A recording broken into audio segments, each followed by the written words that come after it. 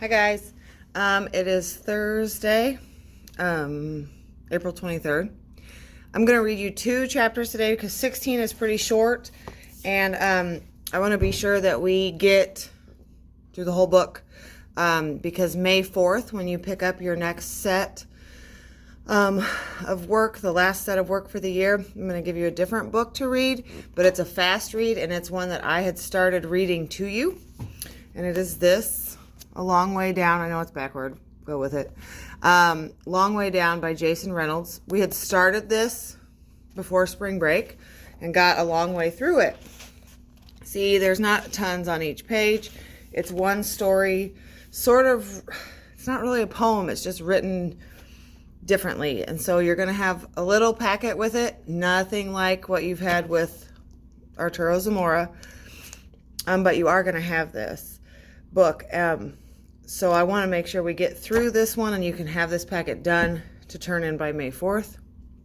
And then you'll get a copy of this for the remainder of the year. And let me know if you want me to read this one to you on YouTube, like I've done with Arturo Zamora. If you want me to, I totally will do it for you. And if not, that's fine too. Okay, so we'll just kind of see what you think. Let me know though. So again, I'm going to read, let's move the coffee. I'm going to read 16 and 17 this morning.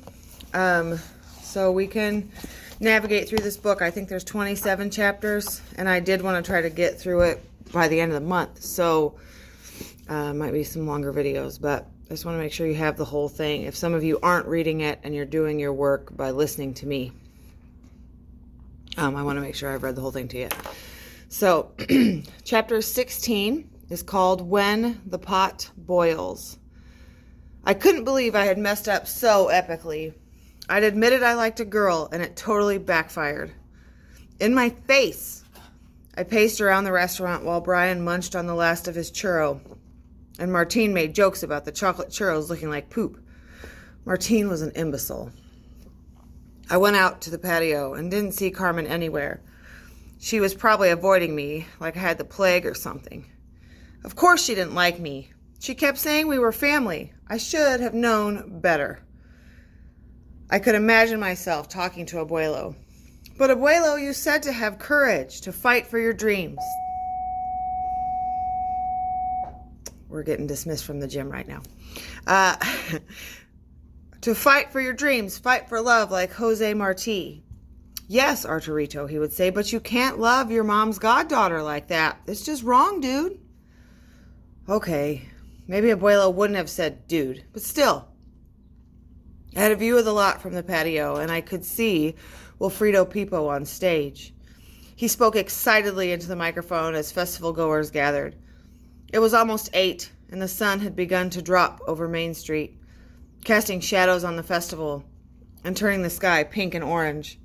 I thought of Pipo Place and the shadow it would cast if Wilfredo got his way. The building would absorb the entire neighborhood like a light-sucking vampire that turned everything into darkness. Good people, thank you for coming to El Festival de las Estrellas. I hope you've had a wonderful day. I could have sworn Wilfredo winked at Commissioner Garcia, who was standing in the front row.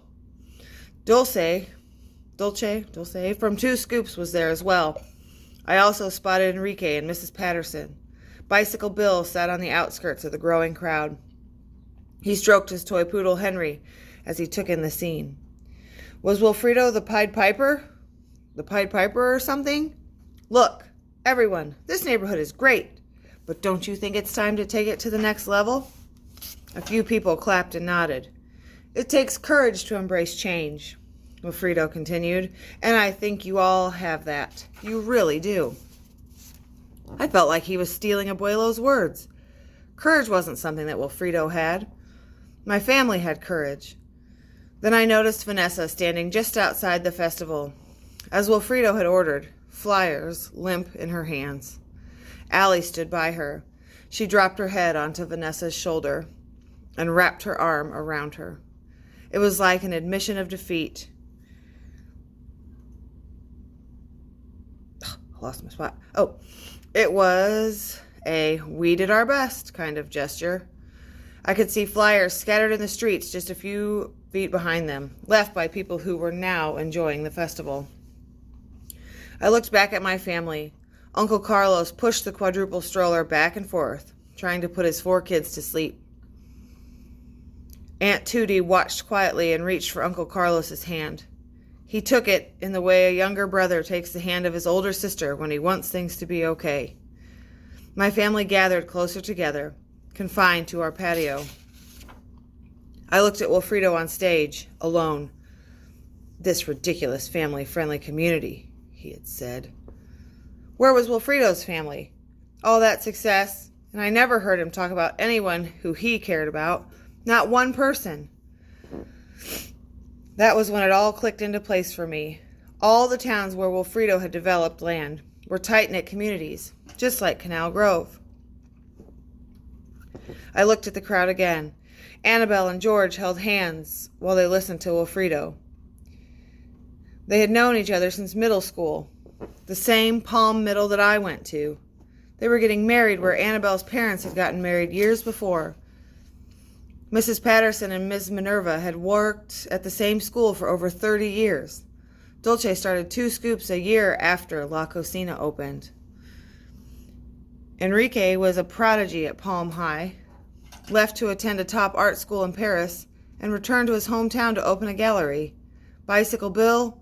Well, nobody really knew where Bicycle Bill came from, but he had lived in the neighborhood for as long as anybody could remember. "It's time to usher in a new era," Wilfredo yelled, "where money will flow from the buildings that rise." Something suddenly came over me. I grabbed the sign Carmen had held earlier and marched toward the stage. I lifted the sign over my head and walked through the crowd, showing them all what they had failed to see for themselves. Family is community. Community is family. This community is about family. Canal Grove has always been about family, and now you want this guy who knows nothing about us to come in here and mess with our family? "Hey," Wilfredo yelled, "you're not supposed to have that on festival grounds." Wilfredo's security reached out for me, but before they could grab me, I swung the sign like a weapon and sprang back. "Get him out of here," Wilfredo yelled. He ordered more security to come after me, but I swung my poster around like a sword to ward them off. Before I could do anything, I felt my sign ripped out of my hands from above. The security guard stopped, and when I looked up, I saw Wilfredo had plucked my sign from his post on the stage. His face had turned so red, he looked like a crab that had been boiled so long its claws were about to crack. He was disgusted by the sign. "Community is family? I'll show you what family is." Wilfredo snapped the sign in half with his knee and tossed the broken bits into the crowd. A few people ducked and scattered out of the way. "Family is a flawed system.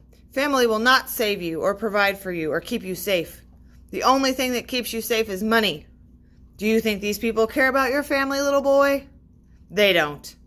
They care about themselves.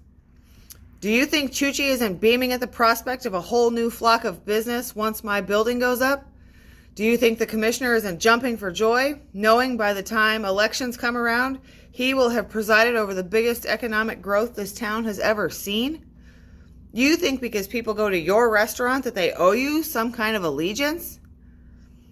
You're wrong, I yelled, storming the stage. Just because you don't have a family or don't care about them doesn't mean they don't care about theirs. I pointed to everyone in the crowd. You be quiet about my family, little boy. Why? Why don't you ever talk about your family? What are you hiding? I yelled at the top of my lungs, while Wilfredo gritted his teeth and tried to smile at the crowd. Family is a competition where the strongest gets the inheritance. That is how success is taught. Wilfredo sneered and then drew in close. His breath smelled like room temperature cheese. I beat my family and my brothers and sisters and earned my father's love. You will win by being strong, not sentimental and weak. Wilfredo stepped away from me and addressed the crowd. This boy and his family are beginning to look like sore losers. Wilfredo laughed and continued. They are sneaking around, trying to rally and protest something that is perfectly within my right to do. Apparently, your abuela and abuelo didn't learn that in this country, people are free to buy property. They knew it, I said, my voice loud and bold. But Jose Marti said, we are free. I tried to remember the quote Carmen had said, but not to be indifferent. Indifferent from the... Darn, what did he say? You can't even remember the quote. Pathetic. But not to profit from the people, from the work created and sustained through their spirit. Bicycle Bill chimed in as he walked to the foot of the stage. He slowly picked up the broken sign and took it back to his bike. Whatever the quote, this is my festival, and I have done nothing wrong by placing a bid on this property. And you have intruded and handed out propaganda when I explicitly told you not to. Now, get this boy out of my sight. Everyone in the crowd looked like they had just seen an alien spaceship land. Their jaws were on the floor. Before I could figure out what that meant, I felt two hands grab me and escort me off the stage.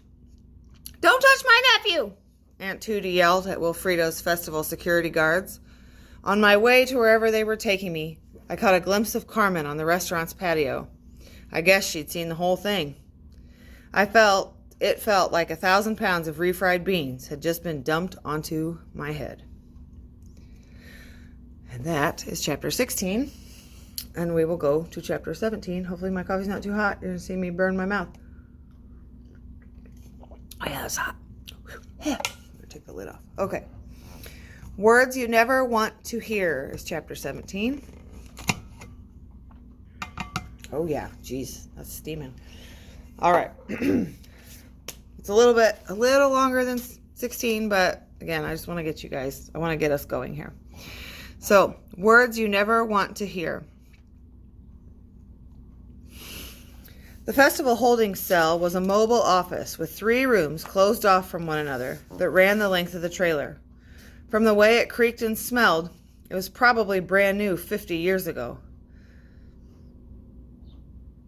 It felt like being in a rectangular lunchbox floating on the ocean.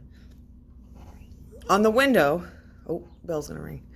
On the window, a palmetto bug looked like it was trying to decide if it wanted to snoop around the dirty streets or stay put.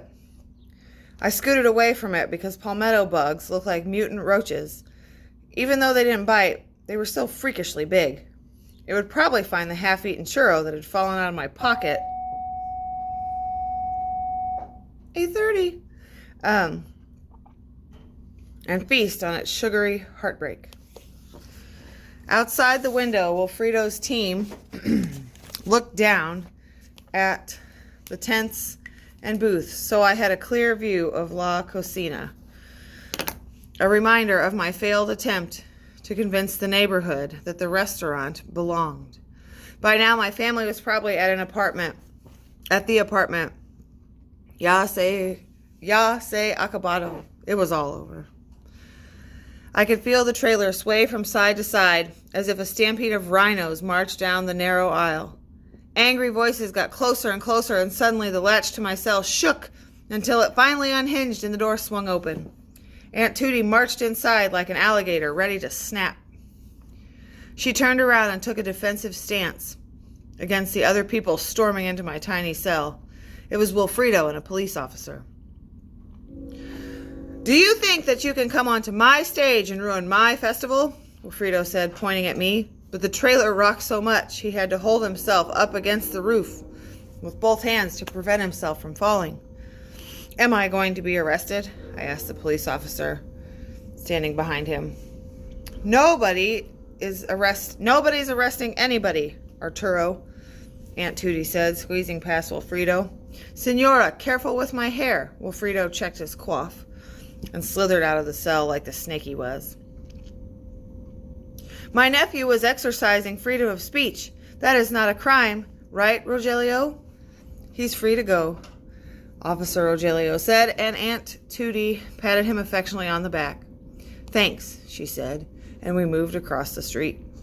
Anytime, Officer Rogelio said. I was thinking about mine. Wilfredo stepped out of the trailer. You're lucky the police chief wasn't available to take my call, Nino Travieso. Aunt Tootie lunged at him, but Officer Rogelio held her back while Wilfredo adjusted his suit and sauntered away. I wanted to run after Wilfredo. I wanted to dump a pot of lard all over his head and his stupid festival and Peepo Place. "Can you believe this guy, Aunt Tootie?" I said, turning around, my blood still boiling. Aunt Tootie stared quietly at her phone. Her eyes welled with tears that began streaming down her face, mixing with her makeup to make black streaks. "Aunt Tootie?" I asked, but she didn't answer. She remained frozen for a moment, staring at her screen before whispering, "It's Abuela, Arturo. She's been taken to the hospital." "But she's okay, right?" Aunt Tootie typed on her phone. Something was wrong with my ears because it was like all the other sounds were blocked, except for her phone dinging very loudly. "I don't know, mi amor. Come on, let's get home." We walked in silence. The streets were empty, except for a few trucks that had come to take the festival tents away. There were massive amounts of garbage all over the ground. I wondered who was going to pick all that mess up. I knew it wasn't going to be Wilfredo Peepo. The entire way home, my chest thumped like a volcano ready to erupt. Aunt Tootie walked me all the way inside when we finally got to the complex. "It'll be okay, honey. Don't worry." Tootie hadn't called me honey since I was a little kid. She pulled me in and hugged me tightly. I didn't mind it so much because she smelled like plums, and she felt squishy and soft when you hugged her. One of the stones from her necklace poked me in the eye. I pulled away. "Ay, probosito, poor thing. Ven, let me see." Tootie licked her thumb and wiped the corner of my eye.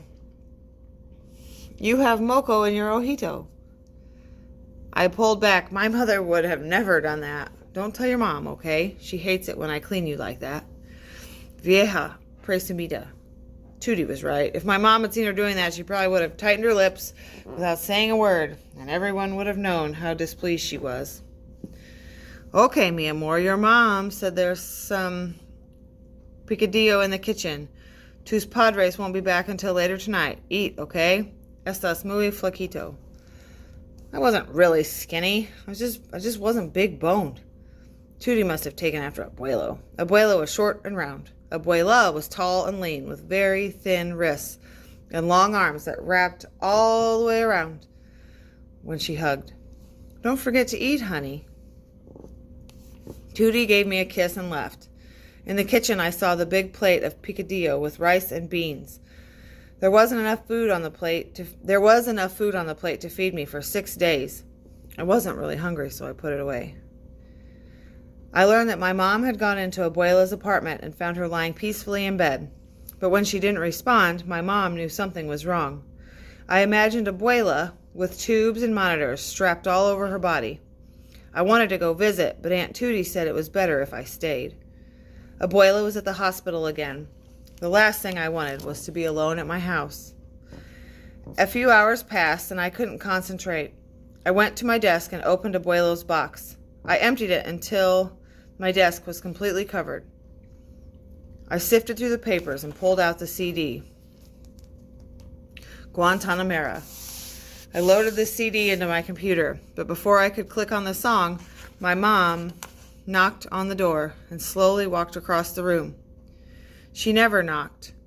Her lips weren't pursed in the way they got when she was really focused.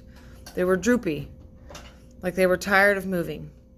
She took a few seconds to speak, and the thump in my chest slowly began to fill the quiet. "Arturo," she said, her eyes steady on mine.